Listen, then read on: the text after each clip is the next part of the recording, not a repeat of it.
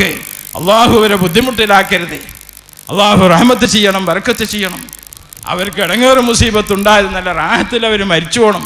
എൻ്റെ മുഖം കണ്ടവരെ, എൻ്റെ വീട്ടിൽ എൻ്റെ പടി കയറിയവരൊക്കെ നല്ല നിലയിൽ ജീവിച്ച് നല്ല നിലയിൽ മരിക്കണമെന്ന് മാത്രം ആഗ്രഹിക്കുന്നവനാണ് ഞാൻ.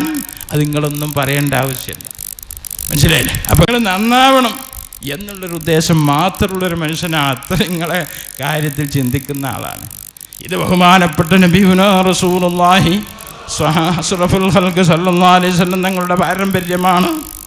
അതാണ് നമുക്ക് വേണ്ടത്. മദീനത്തുള്ള സുഫത്തിൻ്റെ അഹിലുകാരൊക്കെ പട്ടിണി കിടക്കുമ്പോൾ അല്ലാഹുവിൻ്റെ റസൂലിന് വല്ലാത്ത വിഷമങ്ങളുണ്ടായിരുന്നു. അപ്പോൾ ദീനിൻ്റെ മേഖല വളരെയധികം വിലപിടിച്ചതാണെന്ന് നിങ്ങൾ മനസ്സിലാക്കണം. ഈ സാധുവായിരിക്കും ഞാൻ പഠിക്കുന്ന കാലത്ത് ഒരു നേരം ചോറ് കിട്ടായിട്ട് കരഞ്ഞെത്ര ചരിത്രങ്ങൾ എൻ്റെ ഗുരുജനാഥന്മാർക്കറിയാം.